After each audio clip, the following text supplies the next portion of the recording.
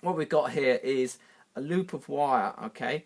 It's supposed to be a circular loop, this is, and there's a conductor going in here, and it's going all the way around and coming out. So in these two cases, the magnetic fields cancel because they're in opposite directions, so they cancel out.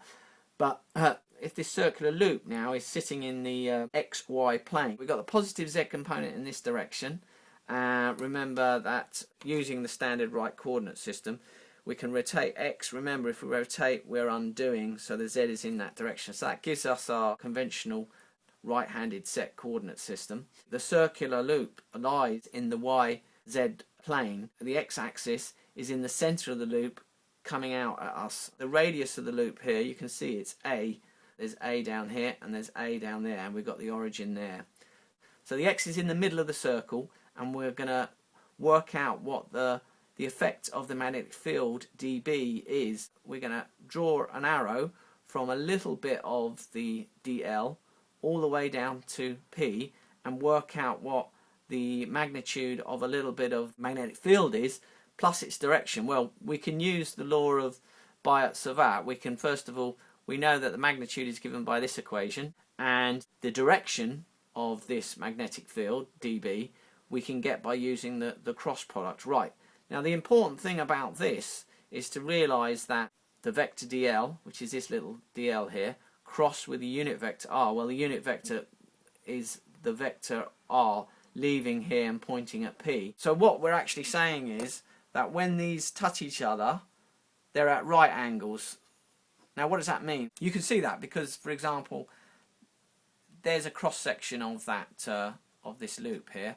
You can see I've drawn a dot there to show that the current going into the paper, no matter where the R is, they're always perpendicular to each other, and I've shown a little dB to show that perpendicular difference. Here I've drawn that one out. So this one here, you can see that if we push that up there like that, then there's a component there, that's that component there.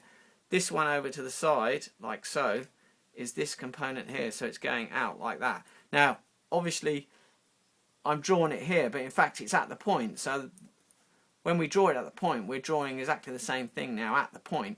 So you can see that they all come out, and what actually happens is they fan out in a cone. Now you can see that they'll all the magnetic fields fanning out in a cone are all going to cancel. Because everyone we get on that side is going to be an opposite one on that side. The only thing that's left is the component that goes in the X direction. So you can see that all the dBx components here, all of these will combine. R equals the square root of x squared plus a squared. You can see that because of this triangle here. Thus, for the element dl, we find dB equals u over 4 pi I dl over x squared plus a squared. Remember, we've just plugged in the r squared here at the bottom. Now, the x component of this magnetic field, which is this component along here, is given by dB sine alpha. You can see that because of the angles here are the same. You can if you construct this, the perpendicular here, you can see that and that's obviously that's perpendicular. Therefore, that angle equals that angle, which equals that angle. Here we can draw this triangle here, and we know that dBx equals dB sine alpha, and dBy obviously is the other one. That's dB cosine alpha. We can also write sine alpha and cosine alpha in terms of these values because of this triangle here.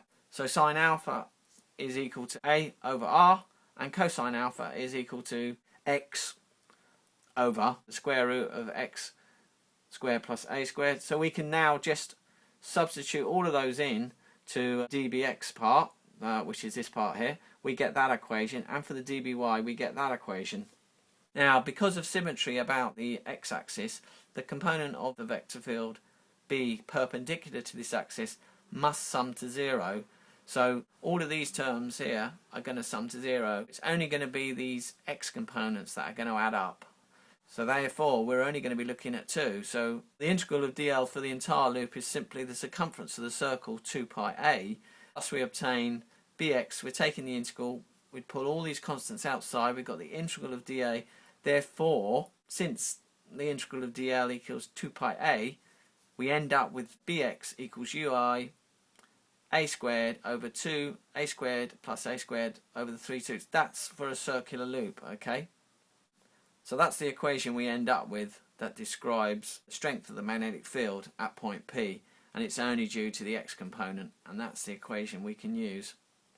We could do this whole thing now just by using vectors. So in this case we'll just say that the vector dl is dl in the k direction, and the vector r is x in the I hat direction minus aj, and we can then do the cross product of dl cross r over r squared, and we end up with this equation here. And you can see the perpendicular component here, the x-axis sum to 0, so only the term containing the I survives. We only end up with this component in terms of I. This component will disappear, including the fact that the integral of L dl equals 2 pi a. We obtain the vector b basically equals this in the I direction, so we're given the x direction. So we can do this quite quickly and compactly using vectors. You just get exactly the same result as that, but it's showing us the direction of b in this case, in the I direction.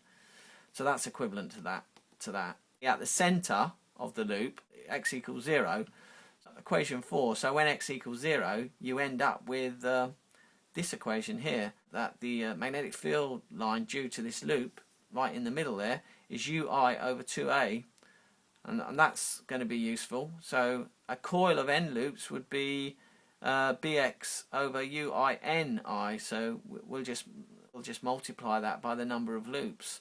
That's going to be a useful equation.